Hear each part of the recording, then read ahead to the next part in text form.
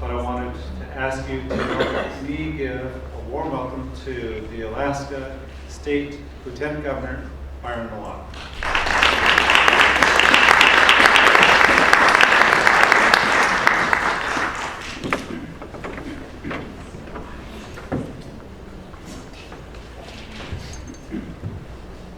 The vision that created this clan conference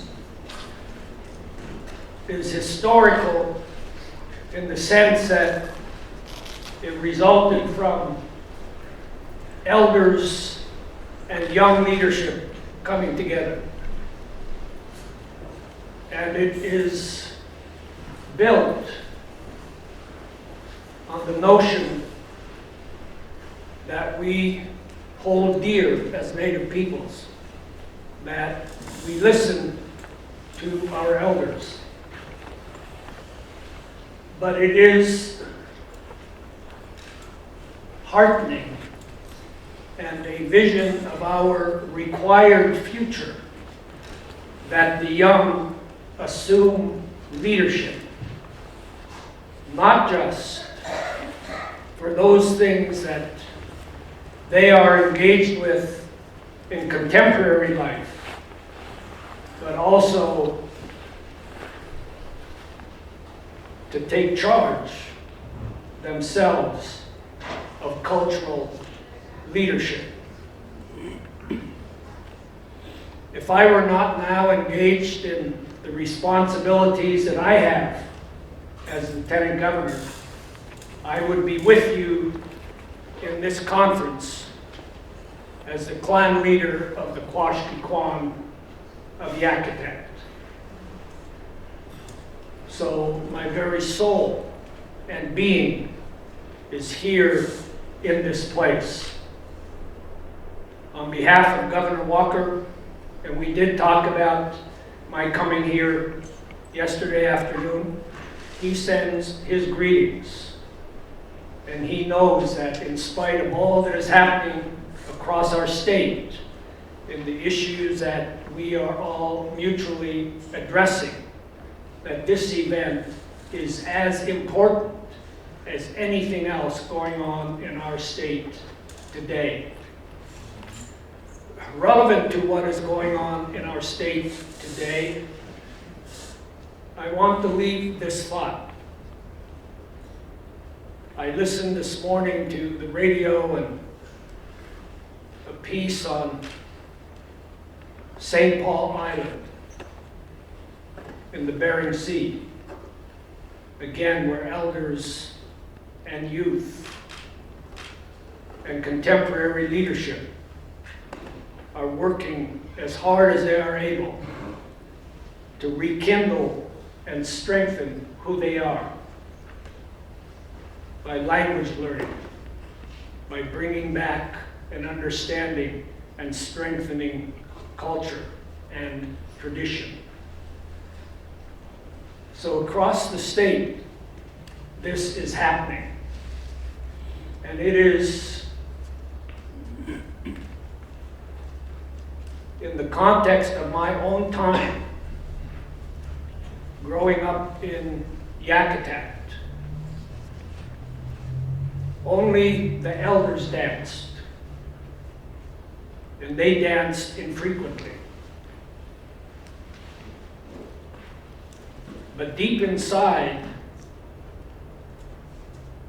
they were waiting for the time that they could bring it forth again, in many ways almost full blown. During much of the 20th century, it was necessary to keep the light of who we were deep inside. But it never went out. And that is the wonder and the glory of where we are today. But I want to say this in closing.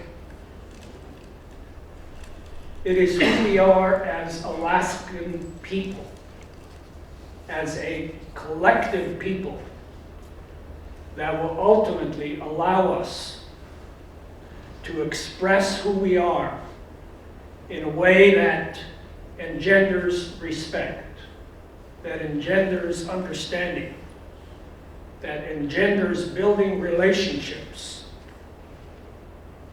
that every part, every sector, every element of Alaskan society knows is good for all of us, and that it strengthens all of us.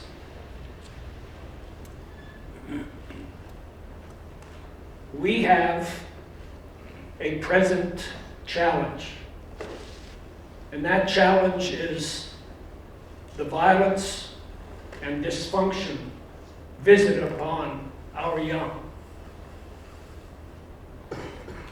Keep that in your minds as you think about and as you work to strengthen, build, spread, make permanent the reality of who we are as Native peoples. That our ultimate obligation in order to transfer what you are doing here from generation to generation is to nurture and make strong the next generation. That transcends even what you are doing here today. It reaches into your personal life on an everyday basis. It reaches into your living as a parent. It reaches into the kind of communities that we build together. It reaches into the leadership that we exercise in our own places. It reaches into saying, in addition to all we do here, we will also begin to express in a more powerful way and in a more focused way and in a more passionate way the voice that says we will make the next generation of our children and the children that we inspire and lead today, we will give them a better life. We will make them safe. We will ourselves work hard to create wellness and health in our own communities. That we will work to make our communities places in which our children know they have opportunity. We will work and we will be examples to them that in the living of our lives, we give them hope and inspiration. There is too much out there every single day that says we have so much work to do. It's in the papers every day. Government is responding. Institutions are responding. But ultimately, the way that we create a life for our children is the way we as parents, we as uncles, we as aunties, both in the family and the tribal sense, engage with our young to have them know who they are, but also in knowing who they are, to ourselves passionately work to give them the opportunity to build a good and sufficient life for the next generation. It is a compelling imperative. We must take care of our children, and we must make that a moral and cultural imperative. I wish you a successful conference. I look forward to being here at lunch as we honor the memory of my clan brother and personal friend Walter Porter. I thank your leadership for making this clan conference a continuing and growing event, and I look forward to seeing you a bit later. Thank you.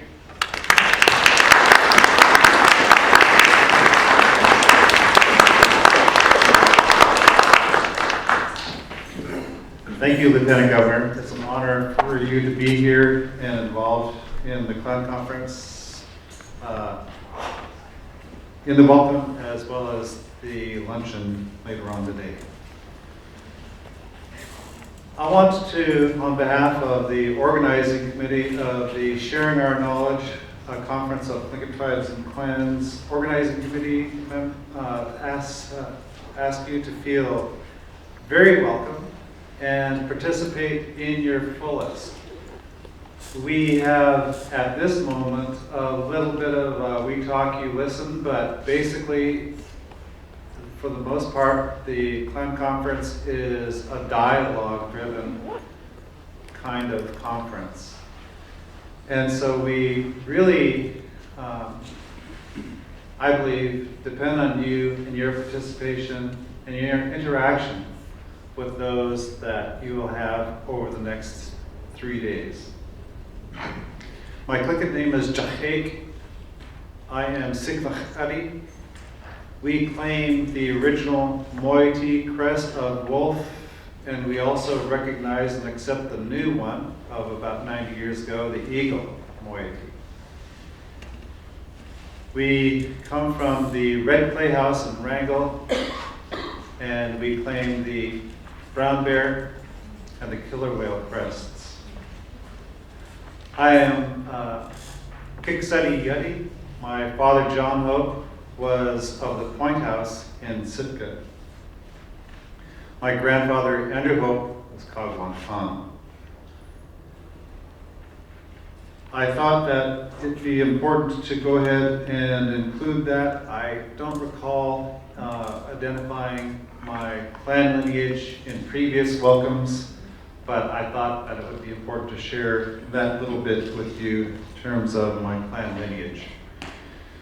The purpose of the Sharing Our Knowledge conference has been consistent through the years since Brother Andy and the organizing committee original members had the vision of. And I want to thank Peter Metcalf for doing the publishing and making sure that the information is shared in the media, as well as what we have in the program over the years. It is a multidisciplinary conference that includes artists, academics, students, other lecturers meeting with Alaska Native tradition bearers, elders for sure, clan leaders, fluent speakers to discuss subjects such as linguistics, archaeology, art and music, Alaska Native history, museum studies, cultural anthropology, indigenous law and protocols, fisheries, and traditional ecological knowledge. This particular clan conference, for those of you who may be new to attending the clan conference, we have a different theme. Last year, 2 years ago, the last clan conference was focused on traditional language. And this particular year, we are focusing on our names, our strength. So we look forward to place names presentations. And we're really happy of President Obama officially changing Mount McKinley to Mount Denali. Names matter. And with that spirit in mind, we look forward to having a dialogue with you and what you have to share. If it turns out that you think you have something that needs to be correcting in terms of what is published, or what is planned to be published and is going to be presented. This is a forum in the vision of Brother Andy where we had that kind of input, and we gave that kind of input. It was observed by Brother Andy in the 80s and 70s that we are the most studied people on earth, Alaska Native and American Indian, and all the indigenous peoples around. And so rather than be something of the past, we all know that we are living and breathing today. And it's important to tap our own people as the resource. There's a couple of acknowledgements. First, I wanted to make sure to have these people stand up as I read their names of the Sharing Our Knowledge Organizing Committee. Ishmael Hope.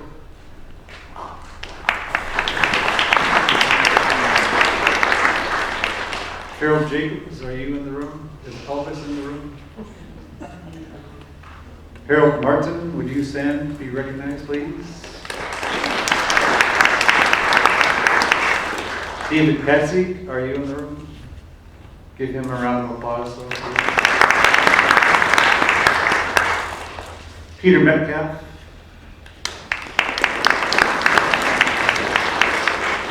Alice Path. I think she's out in registration, but give her a round. A man who needs no introduction, Sergey Khan. Thank you, Sergey. Marsha Hotch, are you in the room? Give her a round of applause, please. Kathy Ruddy, I know you're here. Please give her a round.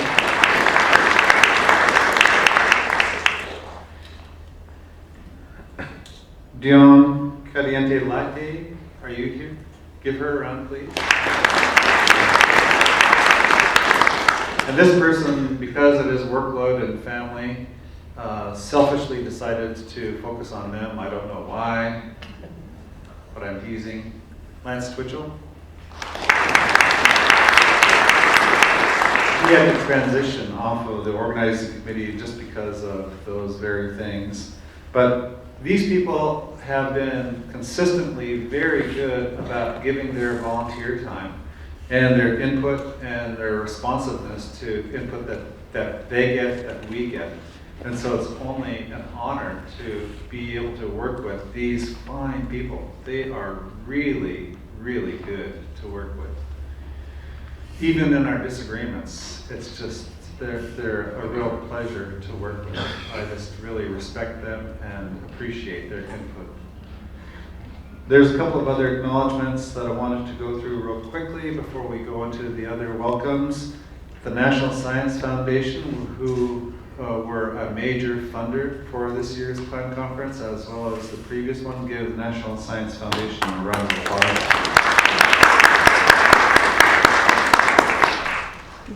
LG Rayfeld Mertz, they have support. They allowed one of their people to help with registration, and Rebecca couldn't be, there couldn't be anybody better, Rebecca Lee. And then Gold Belt Heritage Foundation for their support for the videography, Northern Light Church for their support for the videography as well, the University of Alaska Southeast Video Equipment Loan, student volunteers, and paid for all the planning and audio conferences. Dana Brugaro, Regional Sales Manager for Bear Off Gold Belt Hotels, and they are owned by the Shan Group, and they offered some special rates. The Driftwood Hotel for their special rates. Sean Topcock for the Alaska Native Knowledge Network for formatting our presence on the website. So, sharing our knowledge, go to that and you'll see a lot of information as well as the program online. And Camp 4 for printing of the schedule and add in the Grand Camp booklet, capital copy. We really want to appreciate them for working with us. At times, we have so many changes and adjustments to the program and what needs to be printed, and they have been really good about working with us, putting in extra hours.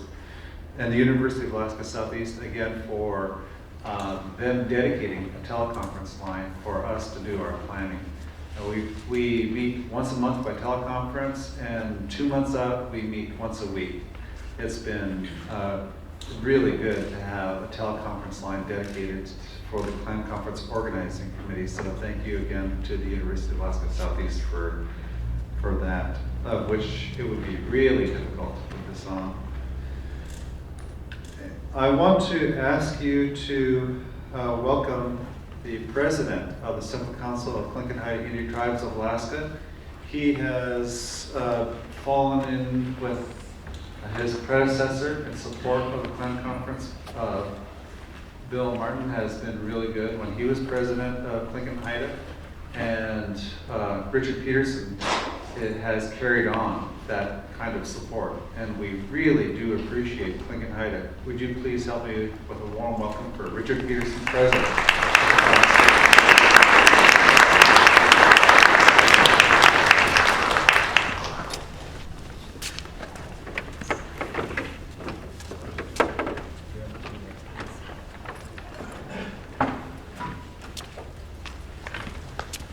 Chief, I don't know if you can hear me. I'm not as tall as Andy. Or Gerry. That's all right. Well, first of all, I appreciate being invited and to be here. My Tlingit name is Ish, and I'm Kagwantana, the Eagle's Nest House. I'd like to recognize and extend appreciation to the Akwan and Taku Kwan for allowing us to be here, and also to our clan elders, or clan leaders, our respected elders and guests. It's a real honor to be here. I really admire having this message behind us playing, reminding us to have courage. I think I really want to applaud the organizers and those that are continuing to have this conference, sharing our knowledge.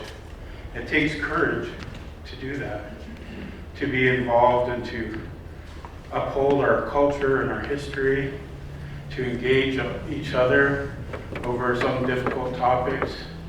So I really do applaud that and stand behind the theme of sharing our knowledge and what the Clan Conference has become. And I continue to offer that support for Central Council, as Gerry mentioned, President Martin and his administration did, and I'll continue to do as long as I'm here. So I don't have a whole lot to say. Sorry about that. But I did want to, while I had the opportunity, when we talk about our culture and sharing our knowledge, how our names do give us strength. And I come from a small village and kind of prided myself on, maybe even took for granted, how we still know who we are. And then when I became president of Central Council and realized we have 30,000 tribal members, I would get these emails and Facebook and letters from people that they know they're tribal citizens, but they don't have an identity. They don't know who they are, and they're so desperately wanting to know. And it feels like for so long maybe we kept our culture kind of in the chest, and we protected it and didn't want to share some of the things. And I think now more than ever, we need to open that chest and share our culture and our knowledge and not be selfish and greedy with it. Our children are little sponges for it. You know, I've had the honor since being president, you know, I get to go to events with our youth, the TCLL programs, and I see folks like David Katzig and Selena Everson and all the others that you know, are doing so much. You see Gov.Byron Heritage is doing so much, SHI, and these kids flourish in it. They take so much pride in who they are.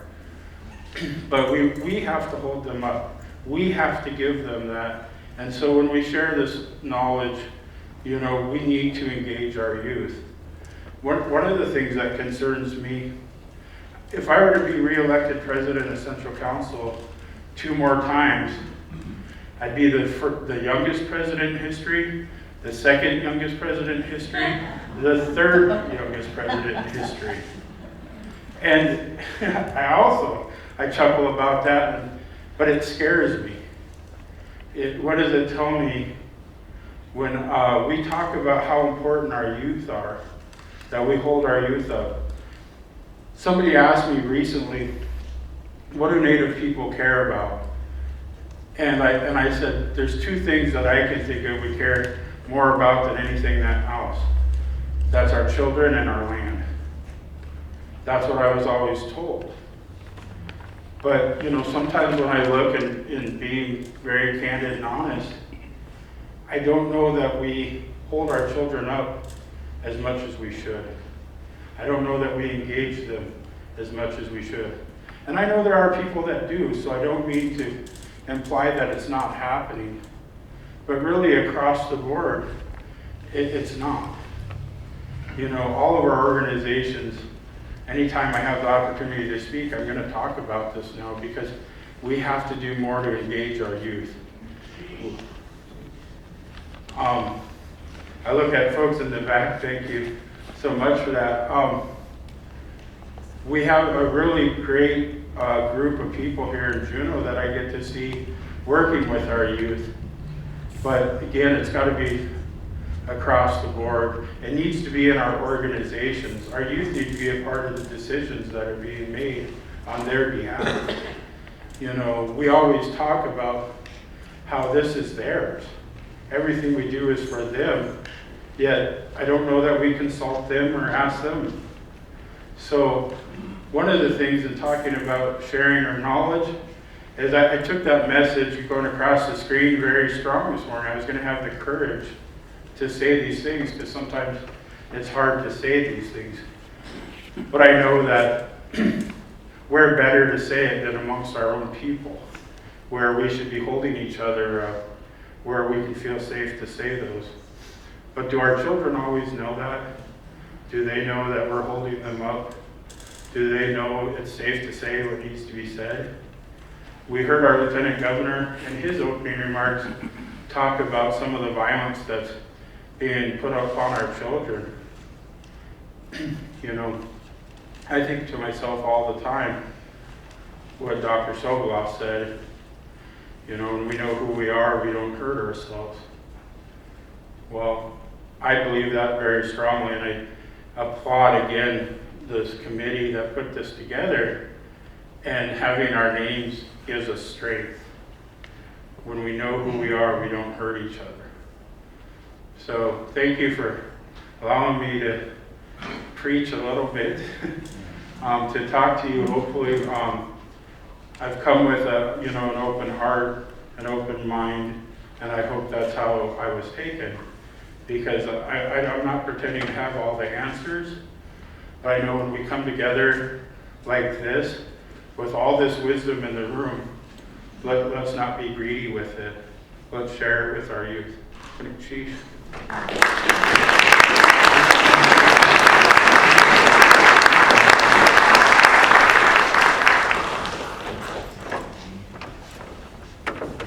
Thank you, President Peterson. Just as a side note, he happens to come from the same plan house that the Central Council's building is named after, Andrew Hope. So he comes from the Cogwanton Eagle's Nest House, and so it's a connection there between him and Andrew Hope, the longtime president of Central Council as well. Thank you, President Peterson. The next person I would like to ask you to help me give a warm welcome is the president of the Douglas Indian Association Tribal Government. And we're just really happy that they are able to be here to give a welcome as well. Please help me give a warm welcome to President Clarence Laiti.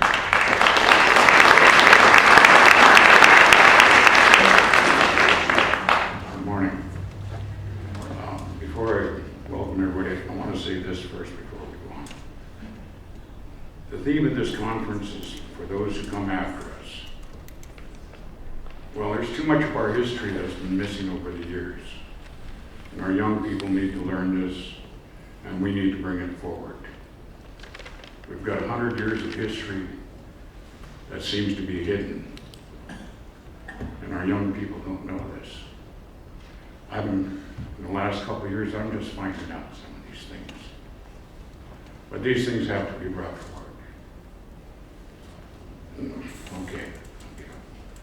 We of the Douglas Indian Association would like to welcome all of you who have traveled here for this conference, especially those who have come a long distance.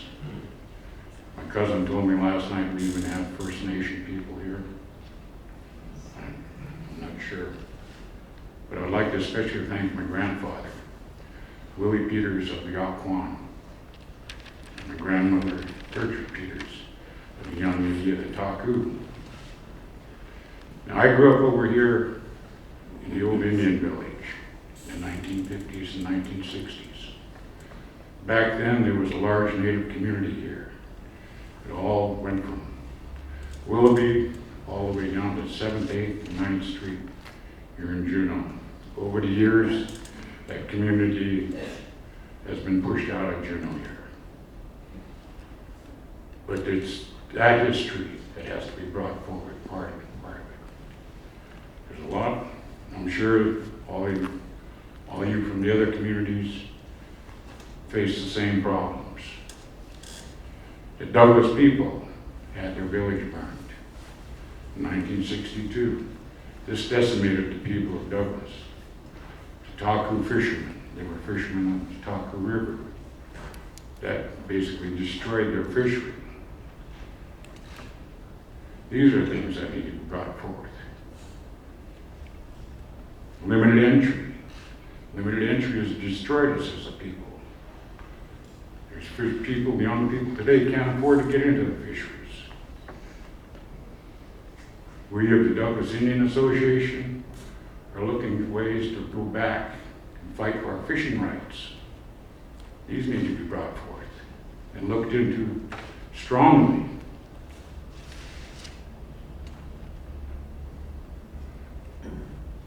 I see a few fishermen out here. Norman, stand up, Norman.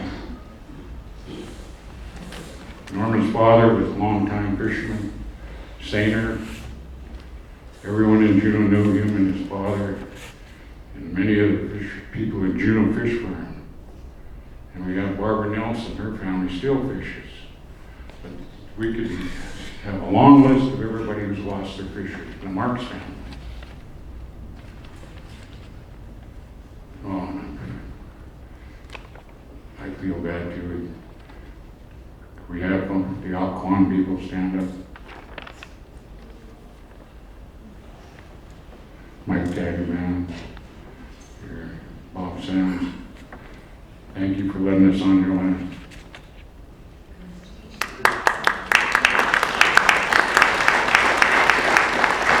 I've been very fortunate. I'm a grandchild of the Ock, and a child of the Taku. So this is my home. I'd like to welcome you again and thank you. And I hope we have a wonderful conference.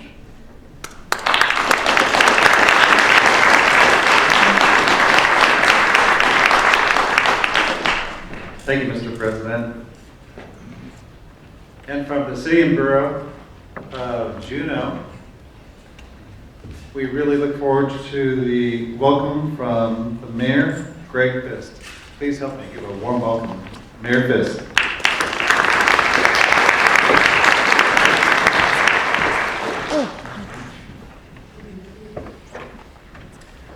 Thank you very much. It's an honor to be here with you. So as the new mayor of Juneau, I want to extend the warmest possible welcome to all the people who have traveled many miles to be here. That's what a mayor has to do when people come to visit a community. But I've been thinking about this because This is my home, but it's my chosen home. So as an individual, it feels very, very odd to welcome you, because it's really you who are welcoming me. I've been here half my life, but that's just a twinkling in the eye of, in the long arc of time that people have lived on this land and navigated these waters. So really, I have to thank you for having me here to speak to you. And I want to perhaps back up a little bit and say a few words about some of my history and how it might perhaps give a little inspiration to what you are tasked with doing here, remembering your place names in particular. Years ago, before I came to Juneau, I was actually very involved in Aboriginal rights issues. In Alaska, after ANCSA, I worked on land selection work for several of the regional corporations in their villages. Not here, I worked for Arctic Slope, Koniag, and Atna. But that work took me back to Eastern Canada, where I ended up being a negotiator for the Northern Quebec Inuit on their land claims. So some of the people who are here from Canada may know about those claims. That's what's known as the James Bay Settlement, the 40th anniversary of which is coming up here in just a matter of days. One of the things that was really interesting in that whole process, and it was a tremendously difficult process, was the question of place names. And what I would call, not a clash of cultures, but an intermeshing of cultures in northern Quebec. And the fact was that when I got there, most of northern Quebec, because of the influence of the Hudson's Bay Company and English explorers in that area, had English names on various places, including a place called Douglas Harbor, which if you actually look up on Wikipedia and you look up Douglas Harbor, it gives an Inuit place name reference to our Douglas Harbor here, which is kind of odd. But the point was, at the same time that we were working on the land claims there in northern Quebec in the 70s, it was a period of time when nationalism in Quebec was very, very much on the rise. And the French people of Quebec were struggling, much like you are struggling, to maintain and strengthen their culture. So there was a process going on where there was a place names commission in the government of Quebec, and they were busily renaming all the places in northern Quebec that had English names. Good example that I'll use here is a place called Pain Bay, where one of the leading Inuit activists, a guy named Zebedee Nungaak, a friend of mine, came from. And it was called Pain Bay for many years, named after a fur trader of some sort, who had definitely been there, so there was some validity to the history. But there was also some claim in French names. They named the place anyway Beleng, which to the people there had very, very little relevance, shall we say. So as part of the claims negotiations, we worked on the whole place names issue. And now if you look at the map of northern Quebec, all of the communities have their native names. Wakeham Bay is Pano-Sujuak. Fort Chimo is Kuujjuaq.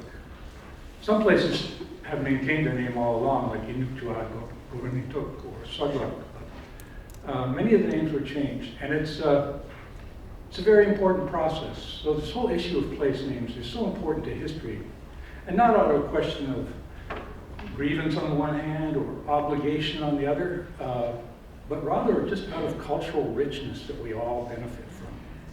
So I encourage you to really work hard on this whole issue of place names here in Juneau and in this area, because I think we've done too little. I haven't been involved much in Native issues since I've moved back here. That part of my life was something past, and I moved on to a different career, mainly in fisheries. But I think it's so important that we work on place names here. And as your mayor, I would welcome input on this, and I would like to work with people here to see what we can do to resurrect some of the culture.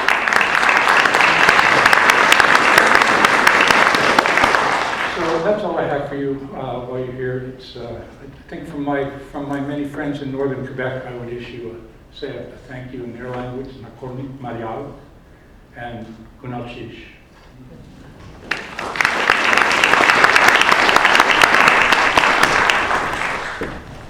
Thank you, Mayor Fisk. We have 2 more welcomes, and then we'll have prayer after those 2 welcomes before we have the keynote. The next welcome is from the University of Alaska Southeast. He is the Vice Chancellor of Enrollment, Management, and Student Affairs. Please give a warm welcome to Joe Nelson.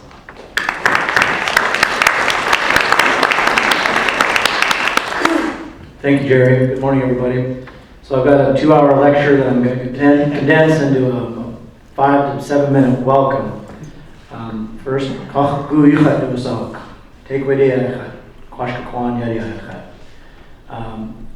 Tekwedi, a brown bear from Yakutat, and as Native folks and as educated folks in the room, you know if you're Tlingit, one of your most powerful relationships is your father's clan. So I always mention the Quashquequan, which you've already heard today. I'm a child of the Quashquequan, raised in Yakutat, so our lieutenant governor is from my father's clan, and I was fortunate and privileged to be raised in that village. I've also been blessed with my children that are in the TCLL program, and to get to wake up on Monday mornings with Grandma Selena and Miss Jessica and all the teachers in our Native programs here in town. There's powerful things happening here, and my story real quickly that I'm going to try to condense into a few things is going to try to touch a little more on the history of this and acknowledge Mr. Andy Oak, who's got his brother and son and others who started this effort. Through the 90s, I was living in LA. I was going to the university, UCLA, and we got a UCLA alum in the room. And I finished a bunch of degrees. And as Native folks, you know, and as just general folks in general, when you learn and study history and then you understand the meaning behind this effort and these gatherings that happen around the Clan Conference, it's huge. But it's also powerful and inspiring in the sense that the history of the Western Academy has been contentious, outright hostile lots of times towards Native people, and just downright brutal. And it takes Native folks to take that back.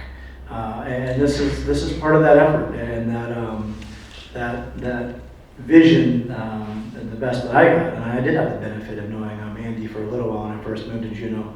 I also, one of my small list of publications, I was actually asked by the UCLA American Indian Culture, their journal. I did a book review on one of the books that came out of this. When will the time come?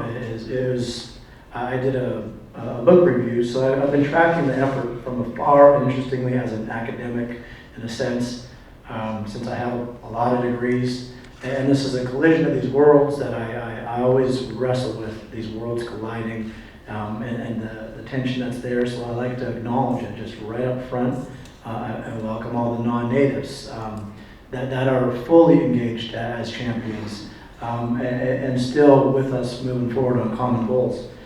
More of a personal story. I think most folks know Dr. Krause.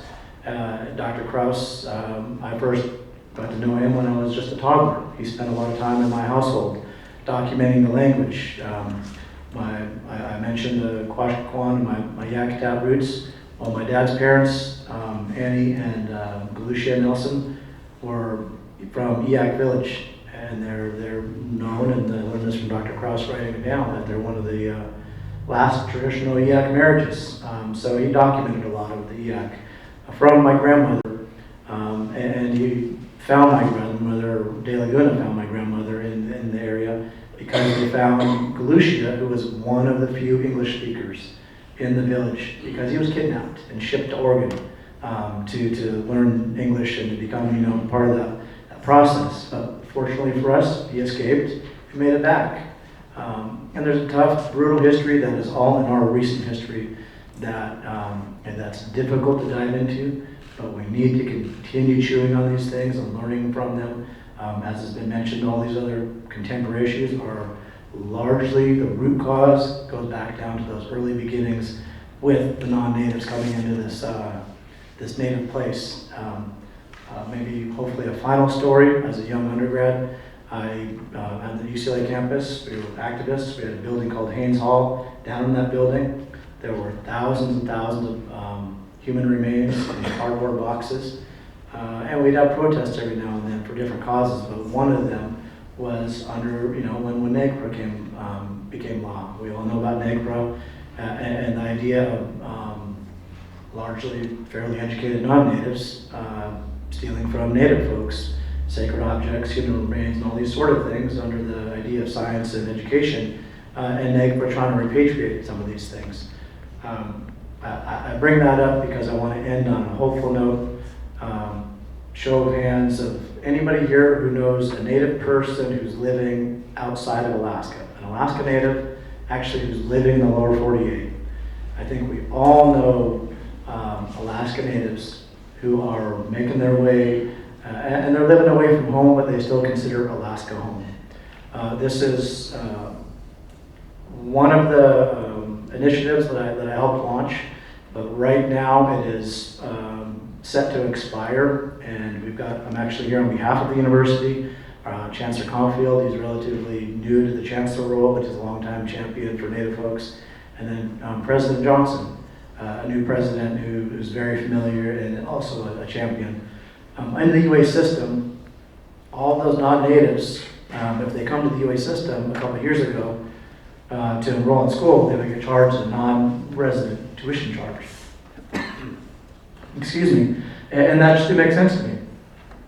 So I've been pushing for this exemption for Alaska Natives to be listed just like a veteran or somebody in the military who doesn't have to pay the non-resident surcharge if they enroll in the University of Alaska system.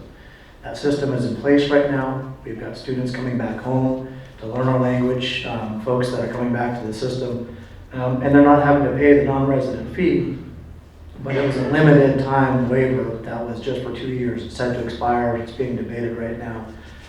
So if you're interested and have an avenue to speak to the president of the system, it's up to him to help push this through as a permanent exemption to avoid the non-resident surcharge. And my final comment there is on the issue of the academy and everything we're doing there. We're never going to fully get there. Another one more show of hands. Native folks in the room who have a higher education degree, a college degree.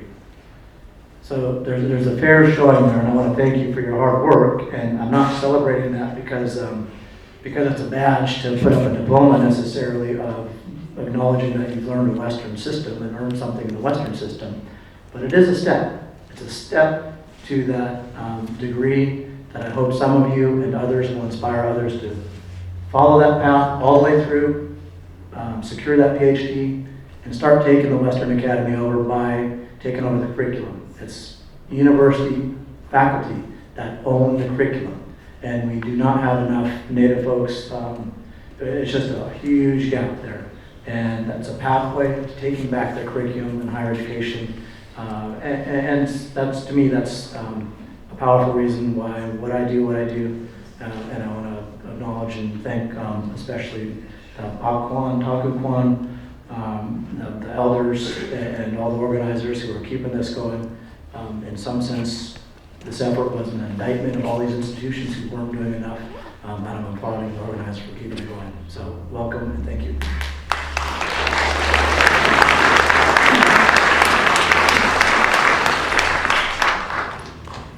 Thank you, Vice Chancellor Nelson.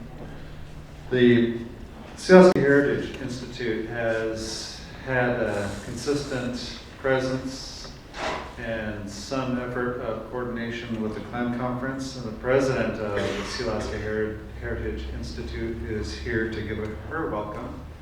Please help me, in turn, give her a warm welcome, Rosita Worl.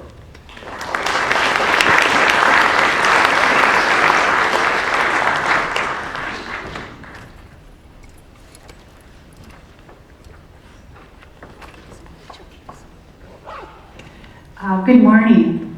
Good morning. I have to introduce myself in Tlingit, otherwise I'm going to get reprimanded by my grandma, Florence Shakely, because one time I made a presentation and I didn't introduce myself and I was severely reprimanded. So, for my grandma, Yadeklatsa Kakahani Yukatuasa, Jakna Ayachat, Shabu Kwedi Ayachat, CCTHITA.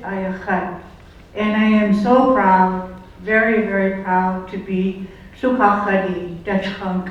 I want to pay tribute to my grandfathers and my father's people, Paul and Florence, who I see, and maybe there are others who are here, but I really want to acknowledge that I'm so proud to be their grandchild, and I love my father's people and my grandfather's people very much.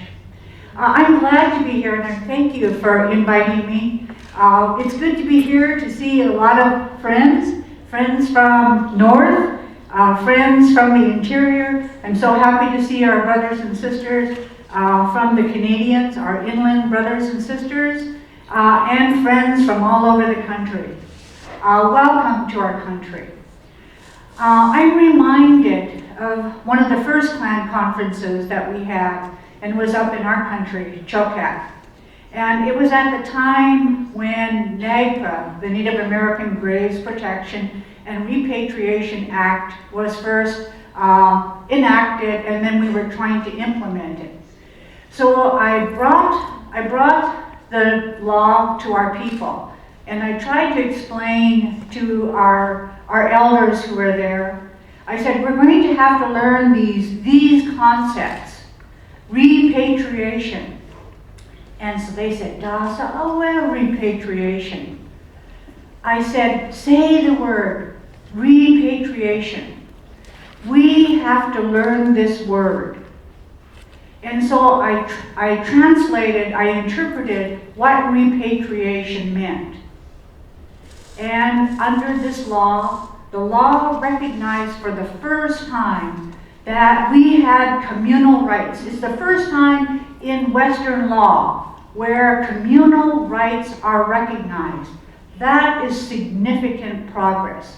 They recognize corporate rights, but corporate rights are a body of individuals. So for the very first time in American jurisprudence, communal law is recognized. So we took these terms and we learned what they meant in the legal terms. And then we had to transfer our knowledge into how these laws, what it meant in terms of the law. So objects of cultural patrimony meant atu. A simple thing in our language, but very complex. And that was at one of these early clan conferences that we did this. And, you know, it was the leadership of Andy. Andy that brought our people together and said, it is really important for us to reflect on our own culture and its encounter with the Western culture. We are so very fortunate among Native Americans that we have a living and a viable culture. I will tell you that I served as the chair of the NAGPRA Review Committee for many years. And I went around the country and I saw many Native American tribes. And the sad thing is that many of them didn't have a vital culture. They didn't have a living culture. And many tribes were going to the books to try to learn about their culture. Their culture was taken away. They were almost brutalized in the suppression of their culture. We had a very different history. We had leaders who said, it is important for us to learn about the Western ways. It is important for us to become educated. It is important for us to learn how to speak English. And I know that the Alaska Native Brotherhood in their preamble have been criticized because many have viewed it as a document that was said that we want to assimilate into the Western society. But in actuality, when we look at what those leaders were trying to accomplish, is they wanted us to be able to control the systems and the institutions that had effect on our lives. that would dictate what we could do as Native people. They wanted us to get control of those institutions so that we could change those institutions to accommodate and accept our culture and our language. That is what our early leaders did. And once we were able to accomplish that, we then went on a path of saying, now it is time to bring our culture in this Western world to its new fruition, to its new ways. And so that's what's happening to us, is that we are living in a changing time. We need to understand those institutions that affect us. We need to understand how is it that we integrate our cultural values and our language into our societies and our culture. So that is why these kinds of gatherings are so important to us, because they allow us to reflect on our culture, to discuss our culture, to discuss the changes in our culture. I remember when Kenny Grant, who was the chair of our Council of Traditional Council, said, "Rosita, how much change can we accept before we are not Tlinkits? How much change can we accept?" That is the question that faces us almost on a daily basis. So I want to wish you well, in this gathering. Reflect on our culture. Think and plan of how we can integrate our culture into these institutions that now serve us and make these institutions our institutions. Good luck, Chief.